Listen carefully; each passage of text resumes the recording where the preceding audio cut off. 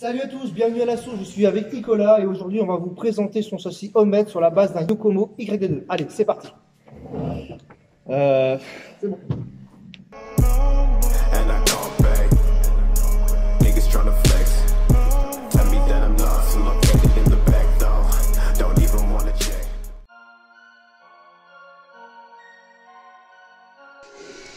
Salut Nico, ça va bien?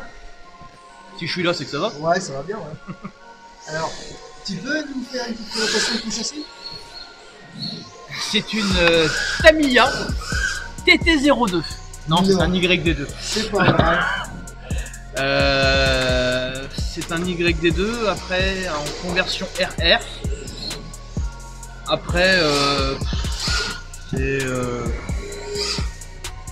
n'y a pas grand chose à dire de plus, quoi. Hormis le fait que c'est quand même un châssis qui est fait maison. Après, j'ai rien inventé. Je suis parti à la base d'une platine Sustex que j'ai modifié. Enfin, j'ai pas modifié. J'ai repris le modèle d'une Sustex que j'ai retravaillé dans une autre tôle d'un alu pour recréer une platine différemment et du coup plus légère. Et de là, il m'est venu l'idée de jouer à chercher du poids pour être moins lourd. Et du coup, j'en ai créé une entièrement en plastique. D'accord. Et au départ, quand tu as acheté le châssis, tu l'as acheté neuf ou tu l'as acheté d'occasion? Alors non, c'est un châssis que j'ai acheté d'occasion, qui du coup était déjà avec une conversion Sustex, qui était du coup avec la boîte normale, et c'est moi après qu'il est passé en RR.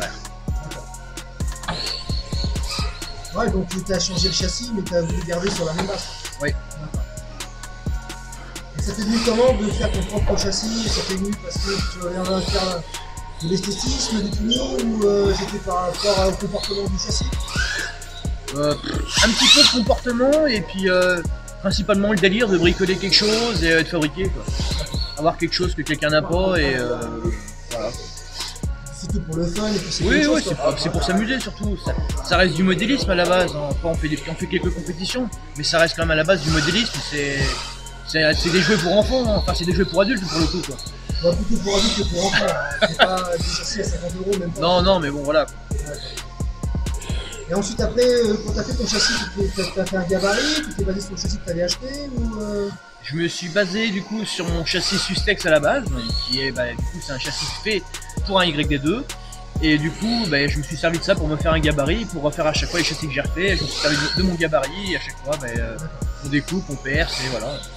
Tu t'es fait plusieurs platines ou t'as clairement tapé dedans sur le châssis tout en ce moment? Non, j'ai fait mon premier châssis alu et après du coup là j'ai fait celui-là qui est en plastique et après par la suite il y a sûrement d'autres évolutions qui viendront mais pour l'instant on n'est pas encore arrivé là. Le jour d'aujourd'hui c'est un châssis en plexiglas que je veux passer en Lexan parce que le plexiglas du coup est plus cassant que le Lexan. Après en termes de poids je sais pas ce que ça vaut mais pour l'instant c'est un prototype, c'est un essai pour voir comment ça marche et voilà. Et tu pourrais nous montrer les châssis, les ici? Et bien du coup, alors qu'on puisse regarder un peu par rapport aux modifications que tu as faites. C'est pas mal de leur montrer un petit peu.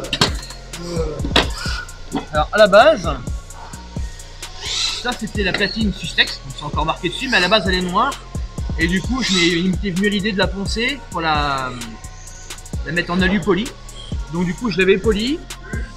Pour pas être embêté par la suite, j'ai eu la brillante idée de le vernir. Donc c'était une mauvaise idée en fin de compte. On voit que le vernis il s'écaille, aussi bien d'un côté que de l'autre, au final c'est crade. Effectivement, c'est pas super super. C'est pas top. Voilà. Surtout l'alu poli quoi, au final c'est pas terrible ça.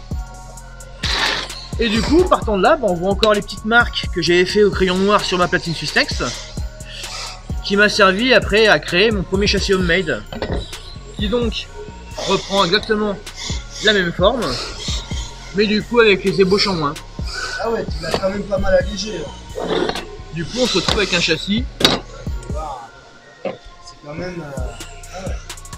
Et c'est quand même assez épais, hein. C'est quoi? C'est du 3 mm? 3 mm. Ah ouais. Comme une platine d'origine, quoi, sauf que du coup c'est d'aluminium quoi.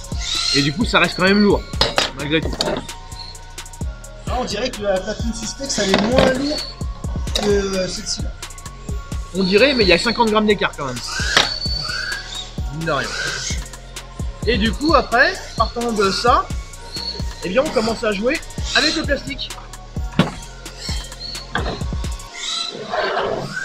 Et du coup,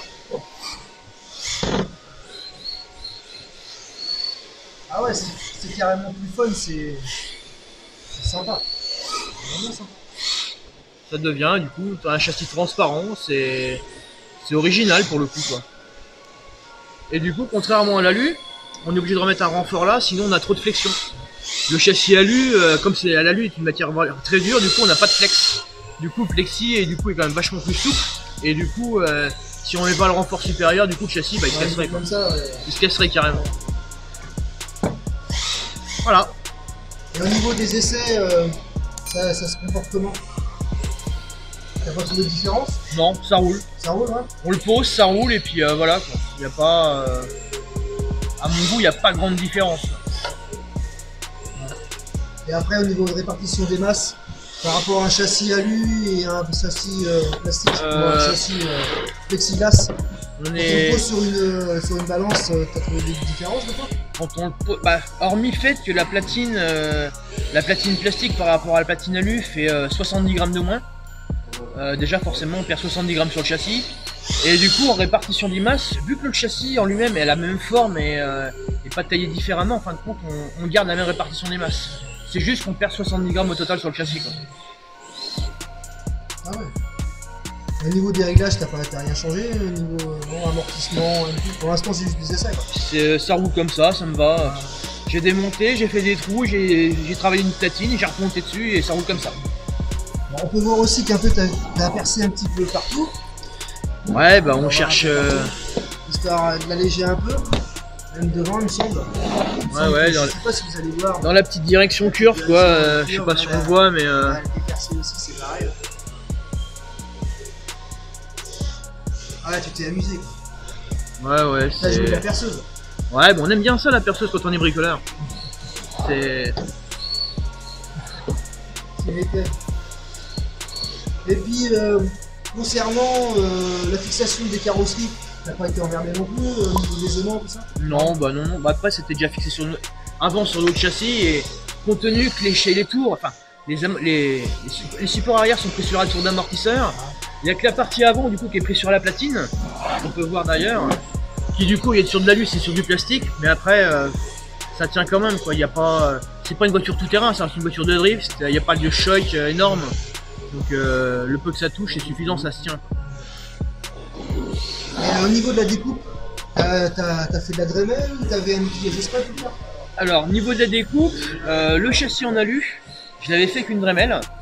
Et parce que c'est quand même relativement dur, l'alu ça colle, c'est une matière c'est des matières particulières, mais l'alu quand même, parce que autant la ferraille on va le couper avec une meuleuse ou quoi que ce soit, ça va faire du copeau, ça va s'arrêter là.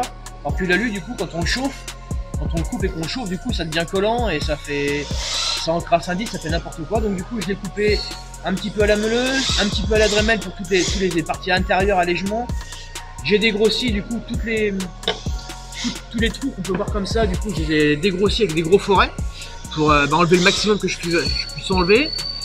Et après c'est la Dremel, quoi. Après on voit bien d'ailleurs ici, on voit que c'est pas super régulier parce qu'avec une Dremel ça reste quand même de matière assez dure.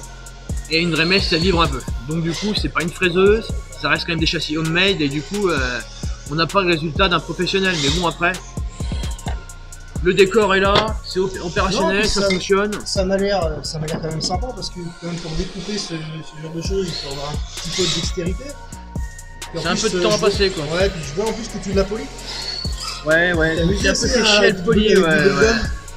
Tu l'as fait à la main ou avec la Dremel? Ah non, je l'ai fait à la policheuse tout simplement. Ouais.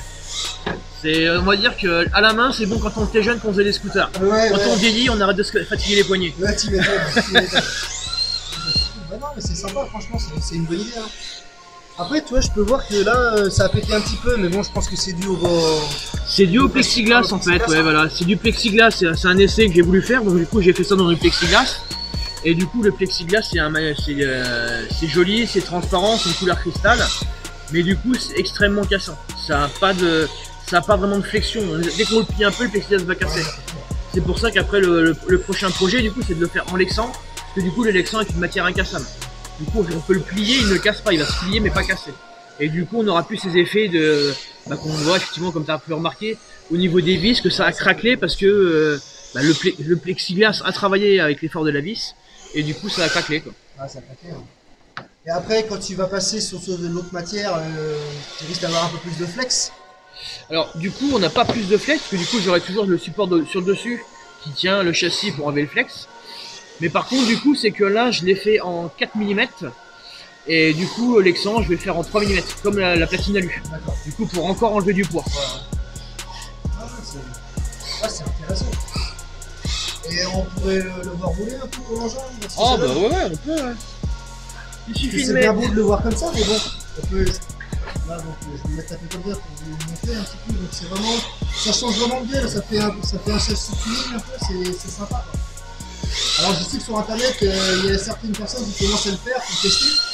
Mais là, notre chef mécano a voulu tester un petit peu, puis histoire d'avoir un châssis différent de l'autre, que les châssis de Tomo avec des châssis carbone, avec toutes les mêmes options, donc c'est sympa. Donc maintenant, ce qu'on va faire, c'est qu'on va.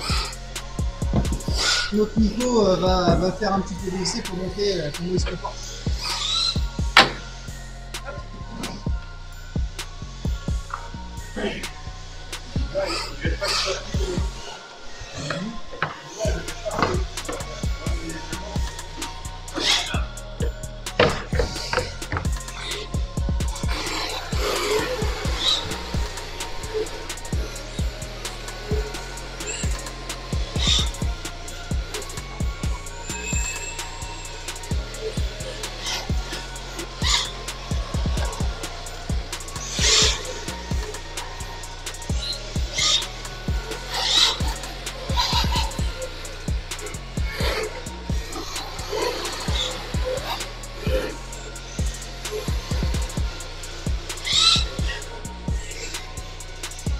Ah, il a l'air d'avoir un bon comportement. Ouais, ça roule comme un châssis.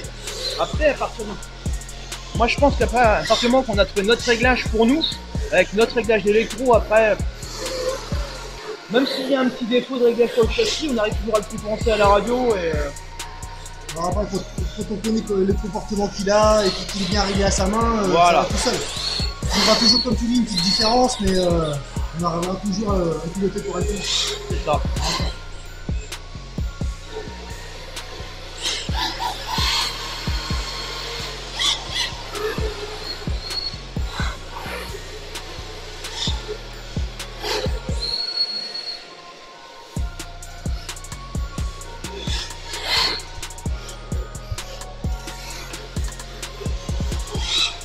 Bon bah, merci Nico pour cette de rien. petite explication et puis à la prochaine. À la prochaine.